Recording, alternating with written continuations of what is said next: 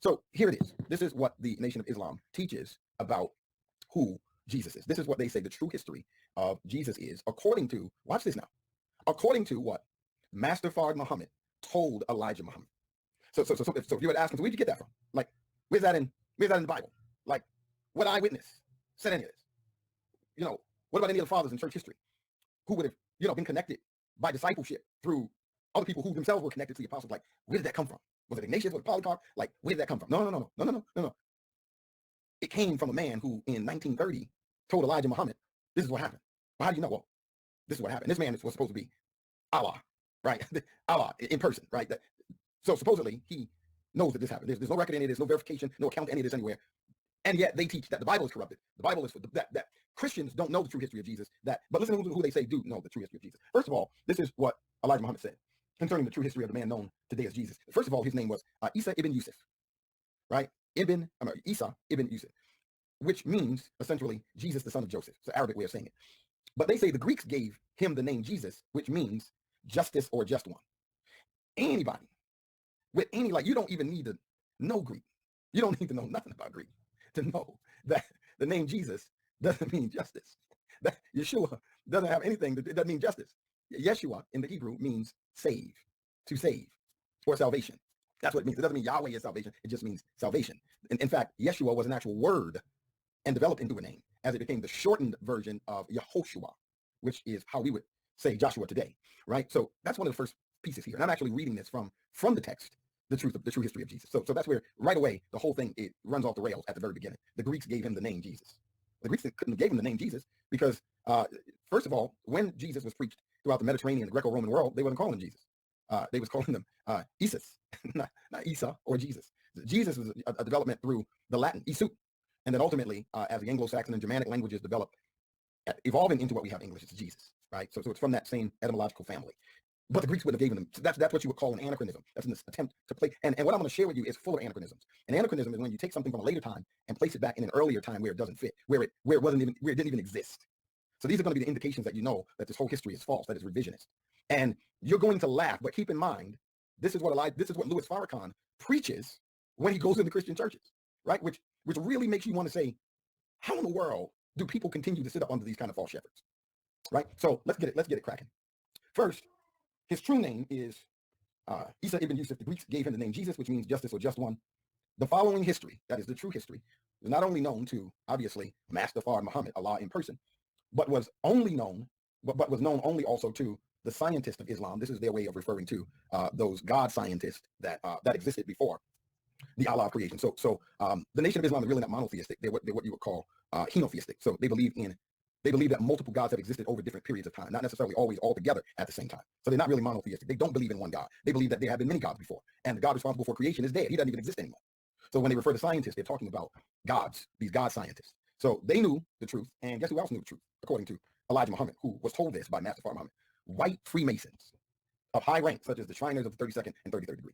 So right away, they know the truth, so they're hiding the truth, right? So you kind of already see where this is going. So I'm going to shorten it up, but I want to kind of go back into some of Jesus' history. So the first thing is they teach is that this is the premise of it all. Jesus came 2,000 years too soon and failed in his mission. His mission was to reach essentially white Europeans who were heathens. They call them the Adamic race. Because again, these people were created by Yaqub, one of the God scientists, from essentially a germ experiment. And this is obviously a revision of the whole Jacob narrative in Genesis, where he's manipulating genetics in order to be able to get more sheep from his father-in-law. So Yaqub is just another way of, in fact, that's a Hebrew kind of way of saying Jacob, Yaakov, right? And so they totally ripped this whole piece out and create a whole thing. So Yaqub, 6,600 years ago, created the white race. He wasn't around long enough to see the full invention because he kept taking the melanin gene and essentially manipulating it until people became lighter and lighter and lighter. Mind you, he did this on the island of Patmos, right? So when they refer to, so the God of the white people is essentially Yaakov, right? Yaqub, right? That's their God. So they're of the Adamic race. Black people are of an entirely different race of people. We're of the God tribe of Shabazz, right? We arrived here when half the moon was blown up by an evil scientist, and we followed Shabazz, our ancestors did, into what you would call East Asia or West Asia. All black people originally from East Asia. And West Asia is essentially Africa, but it wasn't called Africa, kind of a deal. So I'm just telling you what they believe. And essentially, we were brought here, but we forgot our identity. We're really a God tribe of people. Islam's by nature, righteous by nature, but we forgot about all that. So we die mentally, and God is sending another Jesus now in the person of Master Fard Muhammad and Elijah Muhammad, who considers himself to be Jesus, by Elijah Muhammad, by Louis Farrakhan, to awaken black people from the mentally dead, to resurrect them from the dead, right? So Jesus, the Jesus of history, according to the Nation of Islam, failed in that mission. That is because he was born 2,000 years too soon. And when he realized that he was never going to succeed, he essentially gave up and allowed himself to be killed because there was this bounty.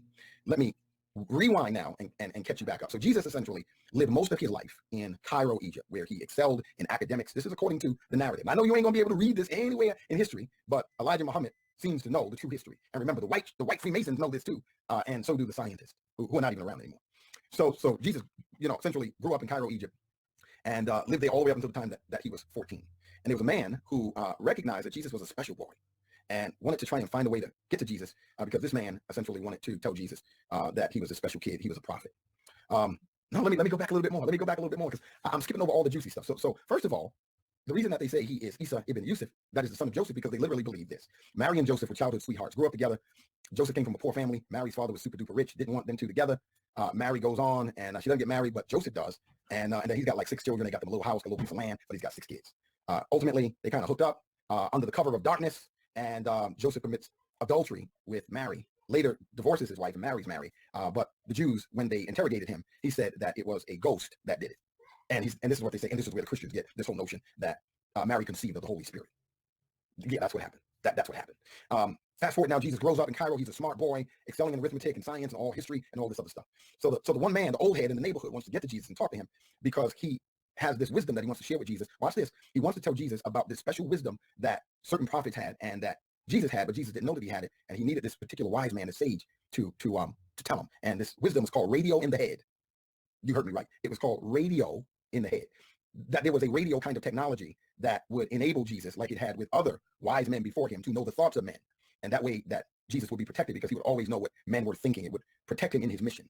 And so the wise man got to Jesus, told him about radio in the head, and gave him lessons on a daily basis until Jesus mastered using radio in his head. And that way he could know what people were thinking before they even could think it. He knew ahead of time what their thoughts would be and what their plans would be. And this is how he maneuvered, because there had been a desire to kill Jesus from birth. So his family escaped, went to Egypt, and he had been living there all this time, even all the way up until 14. So his mom gives him about $2,000 and says that sent him to college in Europe. So Jesus is on his way to college. Let me just read this here because this is really interesting.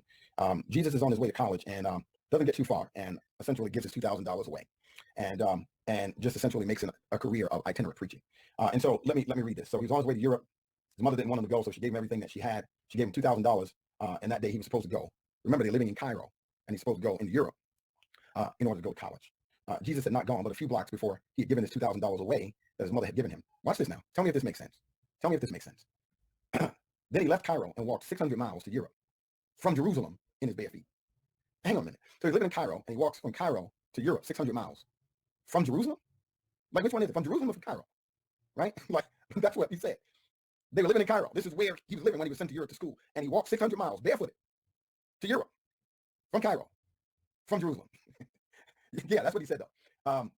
Then he left Cairo and walked 600 miles to Europe from Jerusalem in his bare feet, teaching as he traveled. Fast forward, Jesus taught for 22 years on the run. And essentially makes his way into Jerusalem, where he pretty much knows that's where his end is going to be. But for 22 years, he was preaching and teaching the message of freedom, justice, and equality. And he was teaching this, of course, to the Adamic race, which is essentially the devil race, white people, right? And they were hopeless, which is what ultimately Jesus realized, because kind of figured it out.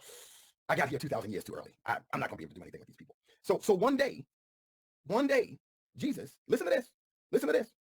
Send Nation of Islam folk to me. They won't debate any of this because they know this is indefensible, right? So send Rizla Islam, send anybody who you want, right? But they can't defend this, and they know they can't, which is why they never debate people. So one day, according to Elijah Muhammad, who was told this by Master Fard Muhammad himself, that Jesus was standing out. Listen to this. Listen to all the anachronism here.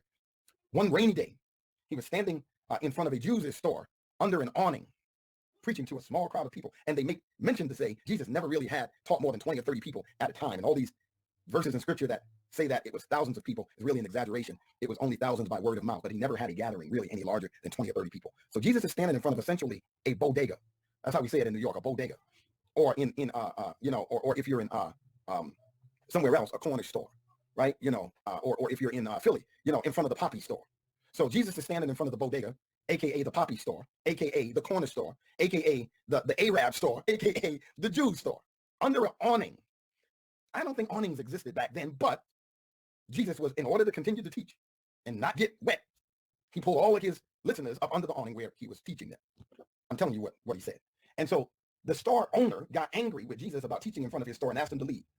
But Jesus told him to let him teach under his awning and that the people he was teaching would buy something from him. We'll patronize your store. I'll make sure everybody buys something as long as you let me continue to teach. And so the Jew owner, the store owner, insisted that they leave because they're really keeping people, they're essentially laundering and they're keeping other people from buying things. So Jesus was like, well, I really don't care. I don't want to lose these people. They're listening to me. And then he goes again. He had about 25, never really over 30 people listening to him at any one time. Listen to this. The Jew said, you're the man called Jesus that the authorities are looking for a long time, right? And so Jesus was like, yeah, I'm the one. And you can call them too. You can call the police on me if you want. Listen, this is what he said. Hold on, let me slow down so you understand what Jesus told the bodega owner. Yeah, I'm Jesus. And if you want to call the authorities on me, you can. Call the authorities? Yeah, this is what Jesus said to them. So it says, listen, so the Jew goes in the store and sends for the authorities. Now, it doesn't say the Jew left the store, went down the street to the police precinct and told them Jesus is in front of my store. He went back in to send for the authorities. That is to say, he went back in his store and called them. Just like Jesus said, you can call them anytime you want. So I guess phones existed at that time. This is what Louis Farrakhan preaches in churches, by the way. So you can understand why I'm doing this video. Totally different Jesus, though, right? And why would that Jesus be being preached in churches? So watch this. To prove the anachronism, the Jew goes back into the store, calls the police. They have police. Calls the police and says, come right over right away and you will catch him from inside the store, proving that he's saying that they literally have this technology. And so watch what happens. 2 police officers were sent to the scene because there was a reward out for Jesus. Now, 2,500 in gold, and they specifically say they ain't have nothing to do with no 30 pieces of silver. That's not true. Even though you read that in the Bible, that's not true. The real bounty was 2,500 dead, 1,500, 2,500 in gold dead, 1,500 in silver if you brought them in alive. So 2 police officers running as fast as they can because they want to get this bounty. They're racing down there. And both of them get to Jesus at about the same time, and both of them grab Jesus on one side of the arm or the other because they want the bounty. And so they're pulling on Jesus. I had him first. I got here first. I got here first. And Jesus even has to decide that, well, this guy grabbed me 1/10 of a second before you, so the bounty for me belongs to him. I'm serious. This is in the true history of Jesus. Oh, it gets funny. It gets funnier than that. So now that officer who has the rights to bringing Jesus in to collect the bounty is walking with Jesus up the block. And he says to Jesus, like, listen, there's a bounty on your head. And, I'm only going to get 1,500 if I bring you in alive. And, they're going to kill you. So why don't you just let me kill you? For 2,500, I'm a poor man. I got a family. I got kids. I mean, that's like a whole grand more. If you let me kill you, they're going to kill you anyway. So why don't you just let me bring you in dead? Because if I bring you in alive, they're going to kill you. And that's $1,000 $1,000 extra that I could have gotten. So Jesus is like, makes sense to me. And he says, and Elijah Muhammad makes sure to say that the Master Father Muhammad said, and Jesus was not afraid. Jesus was a very courageous person. And so the police officer walks Jesus up the block and they find a vacant corner store, a vacant bodega store that was boarded up. And he tells Jesus to stand up against the wall, hold your arms straight out like this, up against the boards. And so then the police officer gets a pocket knife, like a hunting size knife, pulls that out, and he stabs Jesus in the heart. And Jesus's body, because he was already standing at a rest with his arms straight out like this. I mean, usually when he's put on the rest, his hands up in the air, they're usually not like that right there, right? Get your hands up in the air, it's usually like this, but not like that. But that's what the officer wanted Jesus to do. So when he stabbed him in the heart, it said that he not only died instantly, but his body seized and rigor mortis set in instantly. And his body froze in such a way that, and this is why the Christians believe that he died on the cross, because his arms were stretched out when he got stabbed in the heart. Consequently, it wasn't Jesus who died on the cross, it was Judas who died on the cross. That's what they preach about Jesus in churches. In churches. That's the Jesus. And mind you, he's dead. He's gone. Like, there's no resurrection. That was a whole hoax. And so when Jesus spoke of another comforter coming, he was talking about Elijah Muhammad. So Louis Farrakhan says the historical Jesus was born in Bethlehem, but the real Jesus that Jesus spoke of was born in Sandersville, Georgia. So why again does churches have Louis Farrakhan preaching? I don't care what kind of struggle is going on out in the street. Like, first of all, the black church and black preachers, there is an entire history of us preaching the gospel and preaching justice and preaching against injustice hundreds of years before they came along. So the message of justice and racial equality